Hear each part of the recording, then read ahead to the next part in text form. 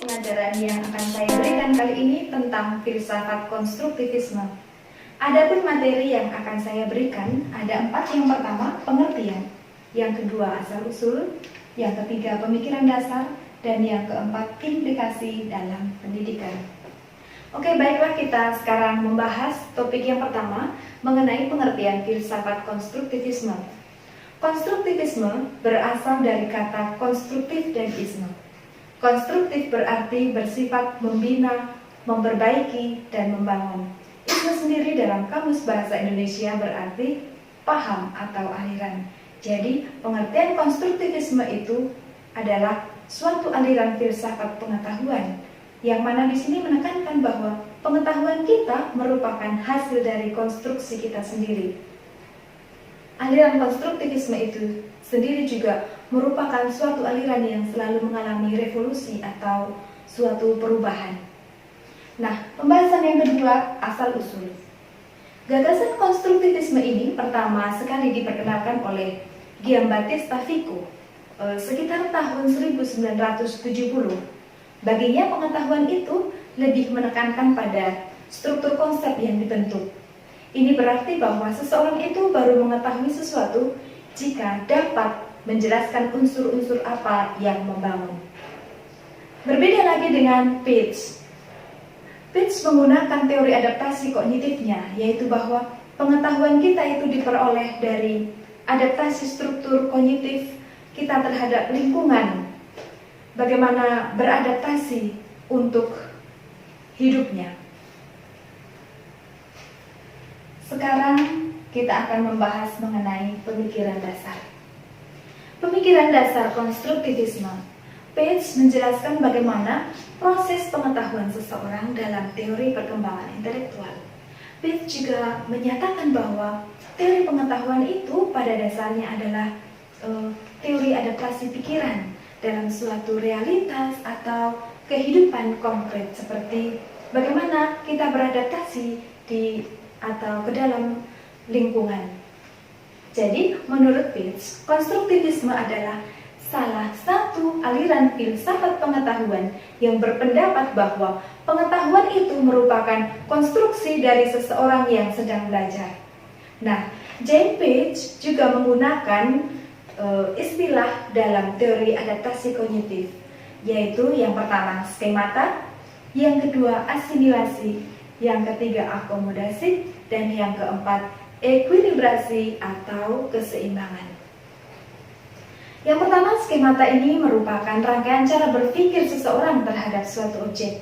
Sebagai contoh, saya beranggapan bahwa semua laki-laki itu menggunakan celana dan semua perempuan itu menggunakan rok. Yang kedua, asimilasi merupakan proses penggabungan antara pengetahuan lama yang dimiliki dengan pengetahuan baru yang saya peroleh. Sebagai contoh, celana pendek, rok pendek, celana panjang, rok panjang. Nah, sehingga saya tahu bahwa rok dan celana itu memiliki berbagai macam ukuran. Yang ketiga, akomodasi merupakan suatu skema baru yang sesuai dengan apa yang kita peroleh. Sebagai contoh, saya menjumpai perempuan menggunakan celana. Nah, setelah saya melihat bahwa banyak anak perempuan memakai celana, di situ terbentuklah konsep baru bahwa bukan hanya laki-laki saja yang bisa memakai celana, tetapi perempuan juga bisa memakai celana. Yang keempat, ekuilibrasi atau keseimbangan. Nah, ini untuk mengatur keseimbangan antara proses asimilasi itu dan akomodasi, seperti yang saya sudah terangkan tadi. Sedangkan ilmuwan lain, von Glasersfeld, mengemukakan bahwa pengetahuan itu dibentuk oleh struktur konsep seseorang, yang mana berinteraksi dengan lingkungan. Nah, von Glasersfeld juga membedakan 3 taraf konstruktivisme itu sendiri.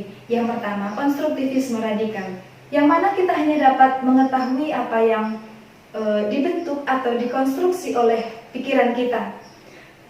semua yang lain, entah objek maupun lingkungan, itu hanyalah untuk supaya terjadi suatu konstruksi.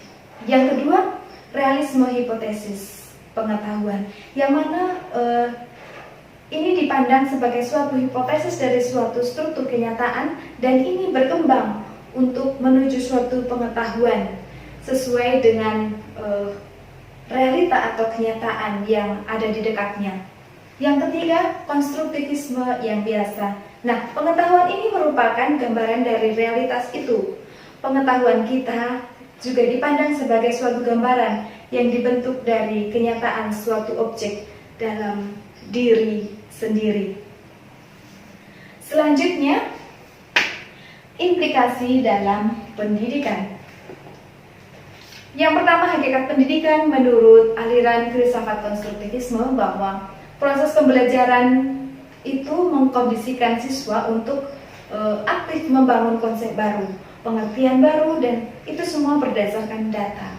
Yang mana pembelajaran itu dibuat sedemikian rupa untuk mendorong siswa itu sendiri untuk bisa mengorganisasi pengalamannya sendiri menjadi pengetahuan yang lebih bermakna untuk dirinya. Yang kedua, tujuan umum pendidikan menurut aliran konstruktivisme, yakni bagaimana pribadi atau individu itu memiliki kemampuan berpikir untuk menyelesaikan persoalan hidupnya. Nah, tujuan filsafat pendidikan ini yakni memberikan inspirasi bagaimana mengorganisasi proses belajar yang ideal, yang mana teori pendidikan juga bertujuan untuk menghasilkan pemikiran-pemikiran tentang kebijakan dan prinsip-prinsip pendidikan yang didasari oleh filsafat. Yang ketiga, hakikat guru menurut aliran konstruktivisme. Nah, di sini guru adalah sebagai fasilitator dan mediator yang tugasnya memotivasi dan membantu siswa itu sendiri untuk mau belajar dan bisa merumuskan pengetahuannya. Nah, di sini ditekankan pada siswa yang belajar, bukan disiplin guru yang mengajar. Yang keempat, hakikat murid menurut konstruktivisme. Konstruktivisme memfokuskan pada proses pembelajaran, yang mana siswa membentuk pengetahuan mereka sendiri melalui tingkatan atau interaksi dengan dunia. Nah, konstruktivisme ini menekankan pentingnya interaksi sosial dalam pembelajaran. Siswa di sini diberi kebebasan untuk mencari arti sendiri dari apa yang mereka pelajari, di mana siswa juga belajar mulai dari masalah yang kompleks untuk dipecahkan, kemudian bisa menghasilkan keterampilan-keterampilan yang dibutuhkan. Nah, ini sesuai dengan situasi pada saat ini.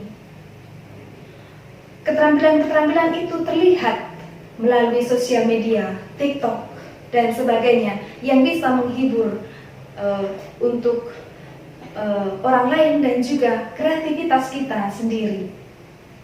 Nah, setelah kita mempelajari semuanya, saya akan memberikan kesimpulan pembelajaran ini bahwa teori konstruktivisme merupakan teori yang menekankan siswa untuk membangun pengetahuannya sendiri. Nah, yang menjadi kendala bagi siswa pada saat ini bahwa masih banyak siswa yang masih menunggu perintah dari guru. Padahal aliran ini sebenarnya menekankan keaktifan siswa, juga mengubah keyakinan dan kebiasaan lama guru yang mana sering disebut sebagai teacher center. Aliran konstruktivisme ini menekankan bahwa pendidik tidak lagi menduduki tempat sebagai pemberi ilmu, tidak lagi sebagai satu-satunya sumber belajar. Pendidik juga lebih diposisikan sebagai fasilitator yang memfasilitasi peserta didik untuk dapat belajar dan mengkonstruksi pengetahuannya sendiri. Nah, aliran konstruktivisme ini juga lebih menekankan bagaimana peserta didik, bukan bagaimana pendidik mengajar. Nah, demikianlah pengajaran pada kesempatan ini. Semoga berguna untuk kita semua. Jangan lupa like and subscribe.